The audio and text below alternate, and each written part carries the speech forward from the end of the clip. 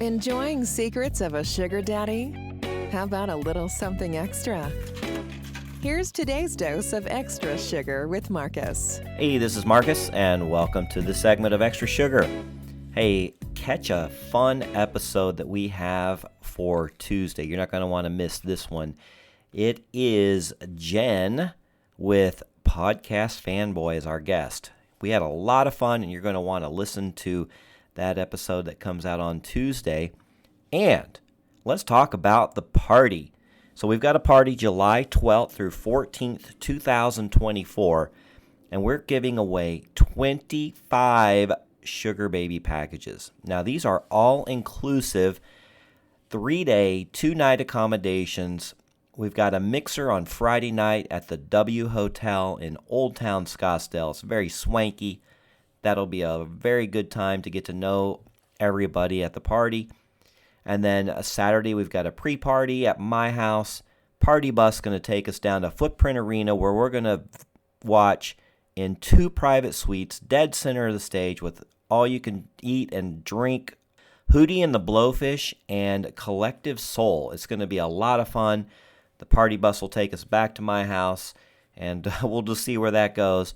And then on Sunday, we'll have a brunch and take people to the airport and just kind of decompress after a very, very fun weekend. So, how do you get invited to come to our party?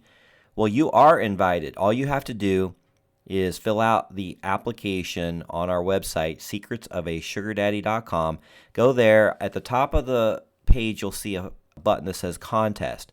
That will take you to the information about the party, and it's a short survey-style application.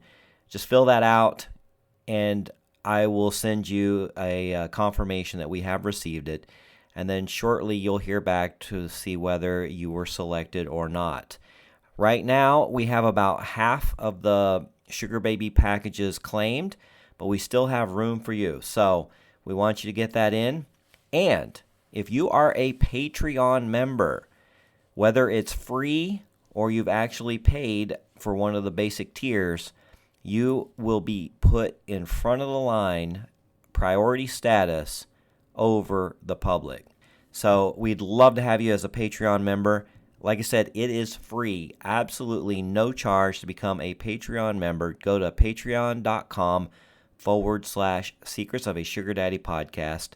And again, I'll have a link to it at the bottom of this segment, and it's also on our website, very easy to find.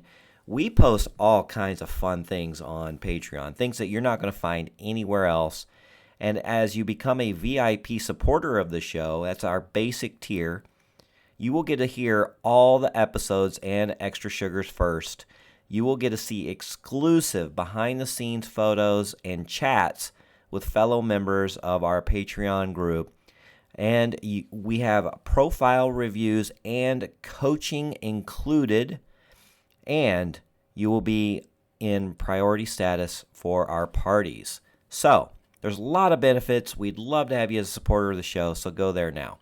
Okay, let's get on to our extra sugar. Now, this is a dilemma that a sugar daddy has found himself in, and he titles it, "I'm in a dilemma, and I don't know what to do with this long-distance sugar baby." All right, so he says, "I met this sugar baby on Seeking. She reached out to me, loving my profile and pictures. After chatting for a minute, we both said we'd be interested in doing a long distance, and I could see her once a month or so. It's a 4-hour flight." Okay, just my interjection right now. Unless you don't live in a large populated area, if you're in a rural area, then yeah, you're going to kind of be forced to do something long distance. Those are so very difficult. But if you live in a populated area or you're close to one, I would encourage just trying to do something closer to home. Sometimes you can't avoid it, I get it, but long distance relationships rarely work out, and they are very tough to maintain. So let's see what he says. "After texting for a while and a few FaceTime calls, we agreed on dates to meet. I booked plane tickets, hotel, etc.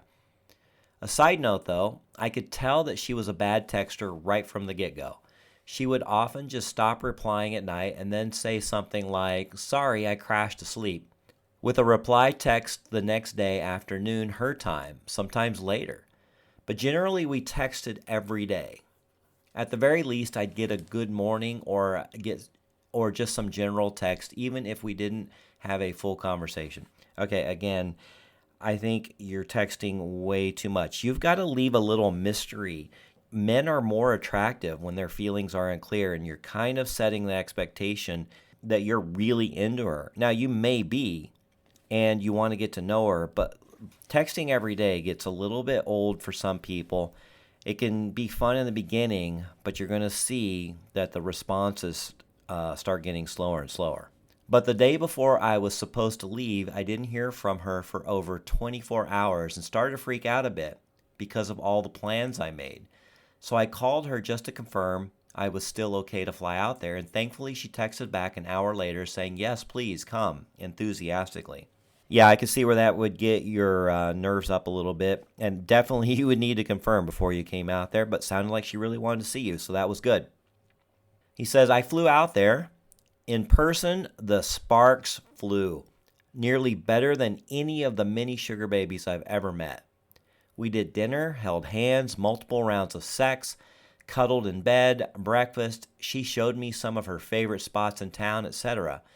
We talked about some pretty deep things in our lives. We had a hard time parting each other the next day.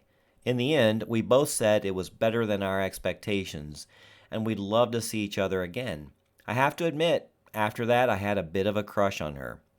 Well, yeah, the new relationship vibes, the new relationship energy, it's very addicting. And again, you only saw the good side of her, so I can see where you kind of develop a crush, but you cannot let your feelings get that deep that quick, and that's what it sounds like is going on here.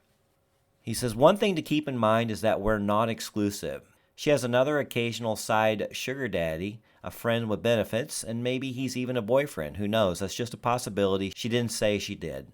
So anyway, I come home, we text back and forth, do a few FaceTime calls. This was a few weeks ago. We both decided that yes, we want to keep this going. So we decide on the dates for the end of May, about 10 days from now. I have everything booked again, this time for 2 nights instead of 1, at an Airbnb. She says we could make pizza together one night since it has a kitchen, and of course I said yes, that's super romantic. She says so giddy about it all. We even started sharing a Spotify playlist. It all sounds romantic, right? Well, recently the texting has gotten less and less, but when she does text, it's generally been good. But there is definitely a major shift from when we first started chatting. When I asked about how she felt about our communication, she did tell me straight up the following: "I'm happy with our level of communication. To be upfront, it may get a teeny bit less frequent just because I keep a pretty full schedule, especially during the summer months, and I'm also not on my phone very much.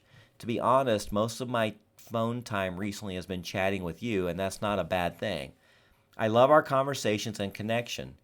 Just wanted to be transparent so you don't think I'm ghosting or anything, haha.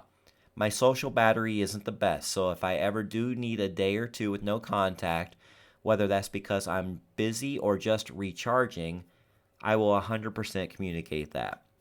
Okay.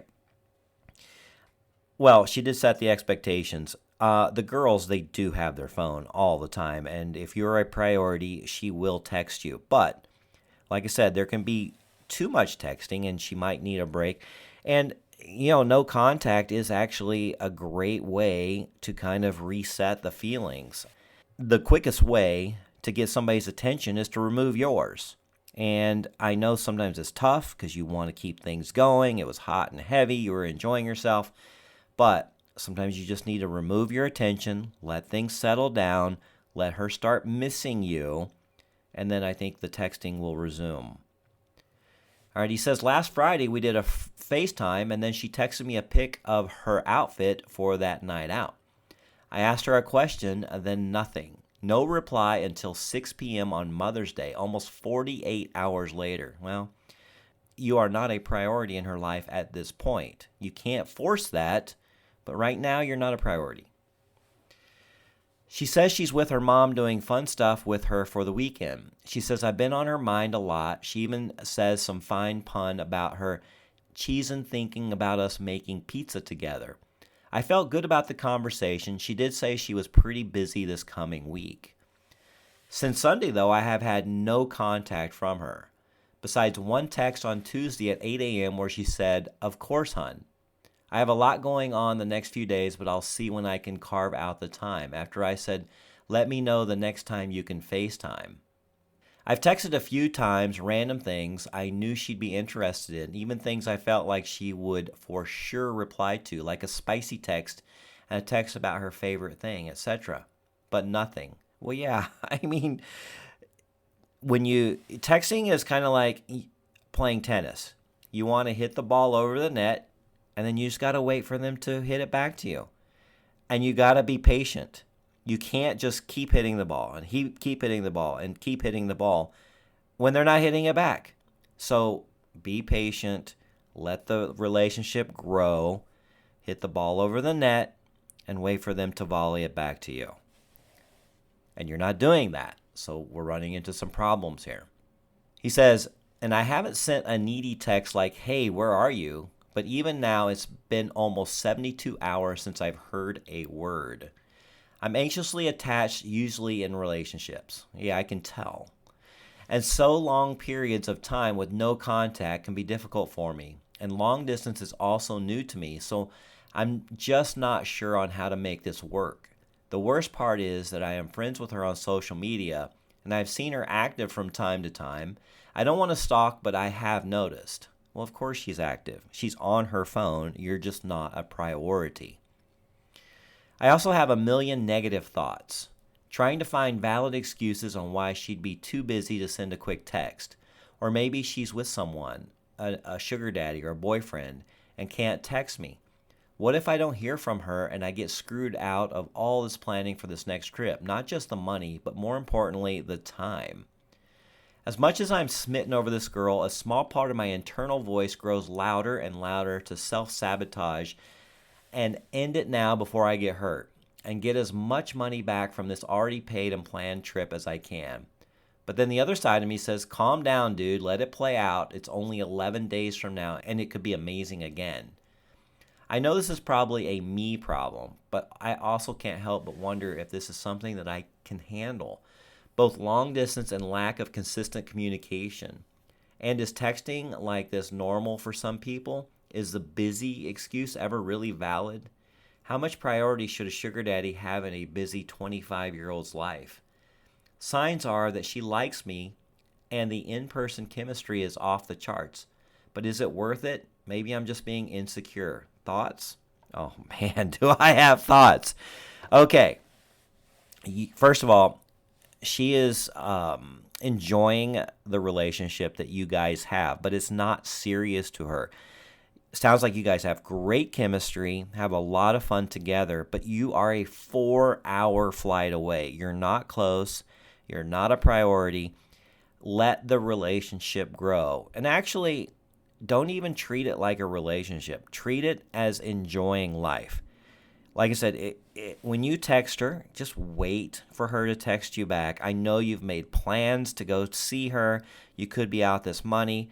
Maybe it's a city that, hey, if she does ghost you or stand you up, maybe you can have a good time. Maybe meet somebody else there. Enjoy the city with somebody else if that happens. Hopefully not. But treat it like it is. We are here for a great time. Let's enjoy life together. When it's over, when our date is over, you go your way, I go mine, and let's keep in touch and let's do it again. As the feelings grow for you, then the texting will grow and the texting will become more frequent. But in the beginning, you're just not a priority, and sounds like she does have a lot going on, but she's never too busy to not text you. She will text you when she feels like it, and at this point, she's just got other things that she's interested in. Yes, it sounds like she likes you. Yes, it sounds like you guys are going to have a great time. But don't put that relationship pressure on her. It's not what she's wanting at this point. She may want it in the future, She may start really missing you when you're gone. She might really start missing you when you pull back because you're not constantly texting her these things, and she knows exactly where you stand. I mean, it is a scientific fact that women are more attracted to men whose feelings are unclear, and it sounds like she's got you pegged pretty good where your feelings are. So be a little bit mysterious and just take it for what it is. Now, there are a couple comments on this, and we will read those really quick. So I've got a sugar baby that says, it's completely understandable that you're feeling anxious. Long-distance relationships require a different level of communication, and her texting habits seem inconsistent, especially compared to the initial spark. Number one, people do miss text. I had a graduation this past weekend, surgery before that. I've totally missed text, and you've seen how talkative I am via text. I yap. Good on you for double texting. No, I completely disagree with her on that comment. Let's see. Number two, 4+ days is a long time, especially for social media active young people my age. Number three, she says, I text everyone I'm close to, sugar relationship or not, as consistently as I can. And 4, she says, a key component and necessity of any long-distance sugar relationship is communication. If you've already mentioned to her how you miss her text and there isn't a shift in behavior, I personally would communicate disappointed and create a plan of action for backing out. Express that you miss her text first and would appreciate more consistent communication, even if it's just a quick update. If the communication improves after your conversation, fantastic. But if her texting habits persist and you can't handle the anxiety, it might be best to politely end the arrangement. It's okay to prioritize your emotional well-being. Okay, well, I agree with her a little bit. There's a lot. I think this is a young sugar baby, and I think she misses the mark a little bit. But I do agree with her that if you can't handle that anxiety, then yeah, it might be time to pull back and maybe get somebody a little closer, or somebody that's a little bit more communicative, somebody that fits your style. Yeah, and then finally, one other person comments, it's probably not the best match for somebody with an anxious attachment style, especially in a long-distance relationship with someone who may have an avoidant attachment style. Good luck. Try not to obsess too much. All right, well, let us know how this goes. I'll be anxious to see the end, but I can kind of tell already that this long-distance thing is going to be tough, especially if she's got other things going on and you're not a priority, and it sounds like that you've just become a little bit too attached, almost watching your phone, waiting for her to text you back. You need to live your life, enjoy it, have fun. Go enjoy it. Go enjoy some time with her and just take it for what it is. And if the relationship grows through just your casual dating, then let it grow. But 4 hours away, 4-hour flight away, that's going to be a tough haul. Anyway, I hope you enjoyed today's Extra Sugar. I sure did. I thought it was pretty interesting. A lot of the sugar daddies actually run into that issue, so I'm glad we were able to address that one. And again, we want you to come to our party, so go to secretsofasugardaddy.com and fill out that application. If you are a sugar daddy, we have about 5 spots left. And now there is a fee because you are a sponsor. It's no charge to the sugar babies. But get a hold of us at info@secretsofasugardaddy.com, and we'll be happy to share more info on how you can become a sugar daddy sponsor of the party. Again, we'd love to have you as a member of our Patreon. There's absolutely no charge. It's a very fun community. Go to patreon.com/Secrets of a Sugar Daddy podcast and join today. We'd love to see you there. And then we have a few tiers. They're very inexpensive, but you get a much better experience with the behind-the-scenes photos and exclusive postings for our paid members. Yeah, we hope to see you there very soon. Okay, until next time. Bye-bye. We hope you enjoyed your Extra Sugar with Marcus. As always, visit our website, secretsofasugardaddy.com, to comment or tell us your story.